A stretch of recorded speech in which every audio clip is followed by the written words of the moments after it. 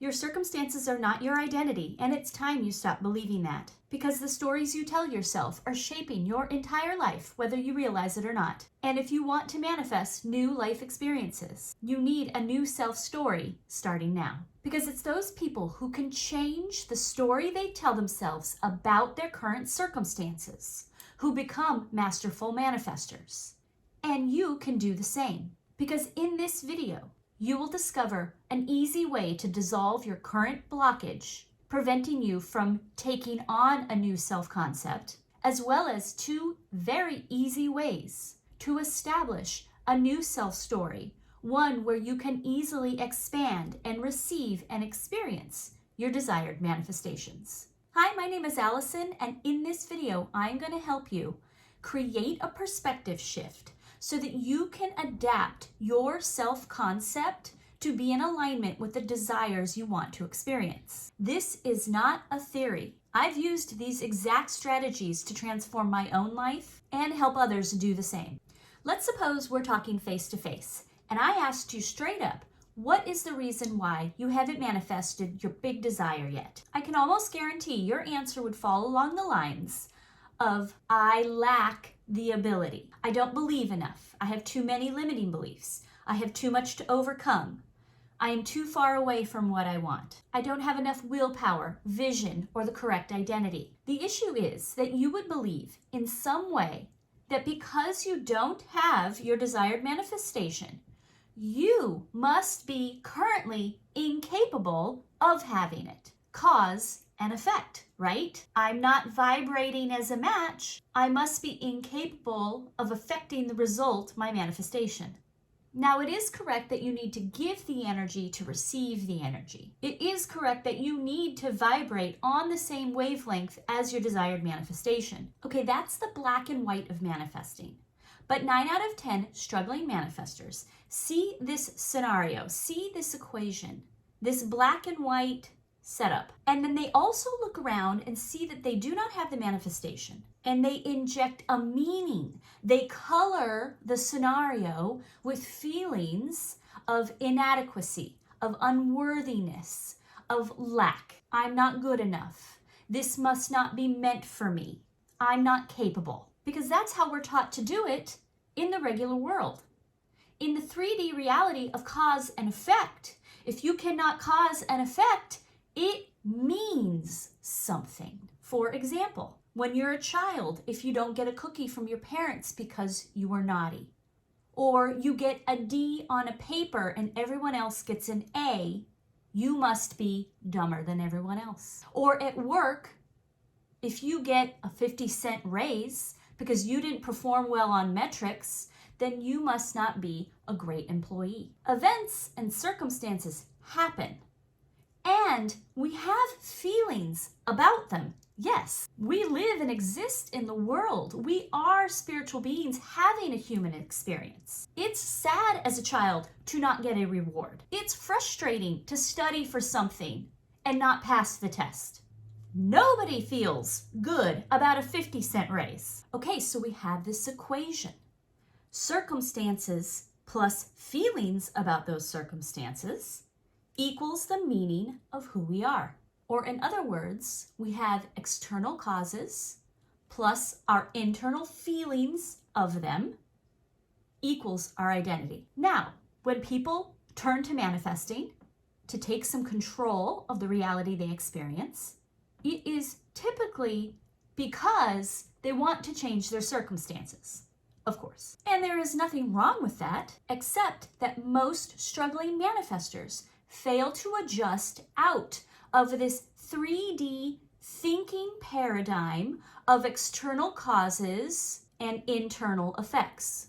And it is this failure to adjust one's state of being from this cause and effect is exactly why people don't manifest major change. See, master manifestors are able to have experiences, be in circumstances, and have feelings about them, but master manifestors do not internalize these things as a value judgment on their identity, because they are tapped into a higher consciousness state of being. This is how people go from rags to riches. You hear these master manifestors say they went from great debt to flying first class. And it is because they did not allow their circumstances to define their identity. They wrote their self-concept. They told their self-story on their own terms that they consciously, deliberately decided upon, that were in alignment with the experiences they desired to have. They were able to tap into the following higher consciousness equation, which is identity plus deliberate feelings equals desired circumstances.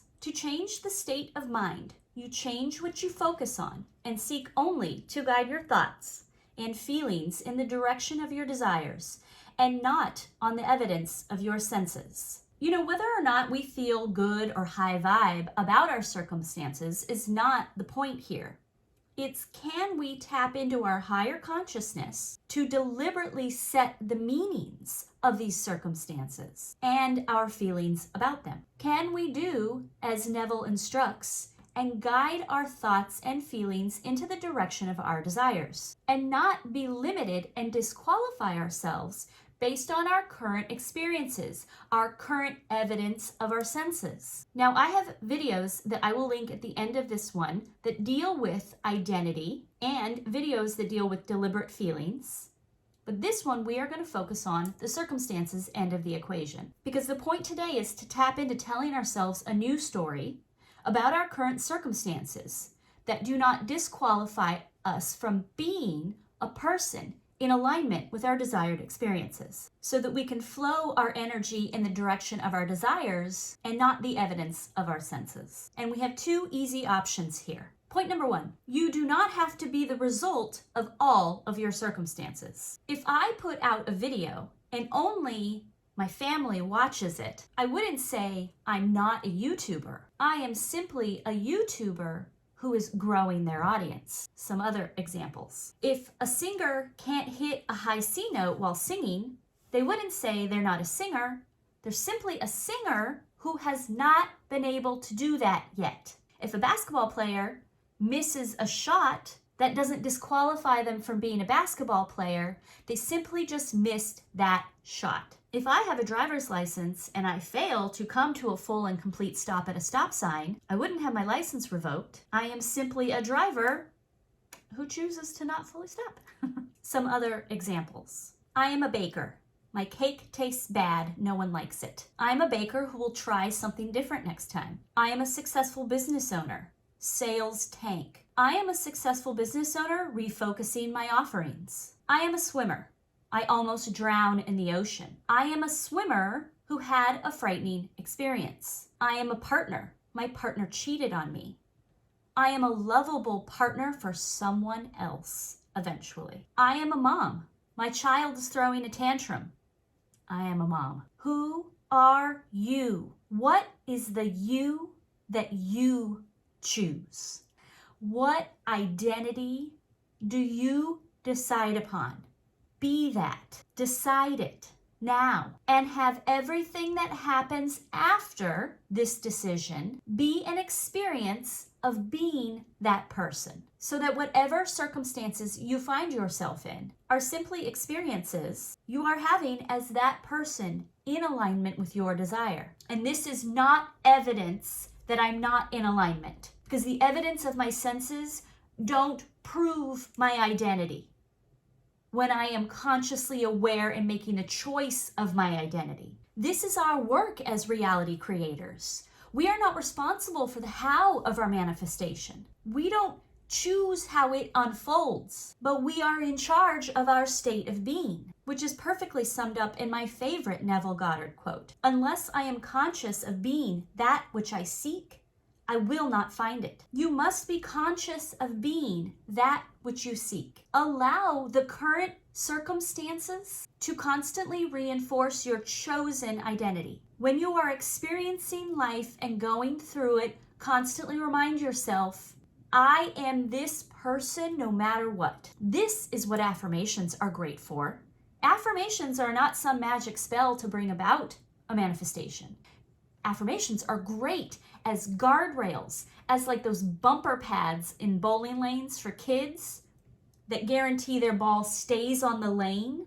That's what we use these affirmations for, to remind us, to make us consciously aware. This is the identity I choose, so that you can continue to guide your thoughts and feelings towards your desire and away from the evidence of your current senses.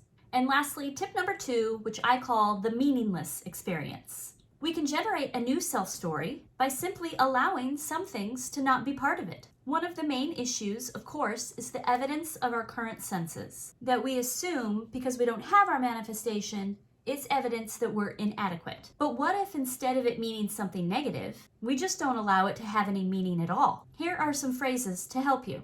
It is what it is. This is just a moment. Things change. This does not apply to me. Some examples. I have no money in my bank account at the moment. I can't pay rent this month. It is what it is. I don't see any dateable men online at the moment. The economy is terrible. That doesn't apply to me. My crush doesn't text me. Things change, like water off a duck's back. You do not have to internalize and create a meaning for every circumstance you're in, especially if these are circumstances you don't want to repeat themselves. Disengage who you are being from what you are experiencing when those are experiences and circumstances you don't want to have. Don't allow them to stick to you by resisting them is the key. But instead assume the position that this energy has nothing to do with who I am. So I will watch it pass me by. I am not a result of all of my experiences. I am who I am, and then I have experiences. When you can have experiences in your current circumstances and be of the energy that aligns with your desired manifestation, then you will soon find yourself in your manifestation. And I highly recommend that you watch my video linked here on identity shifting so that you can get the other part of this equation. And I hope that this video was helpful to you. And if it was, I would greatly appreciate a like and subscribe. Thank you.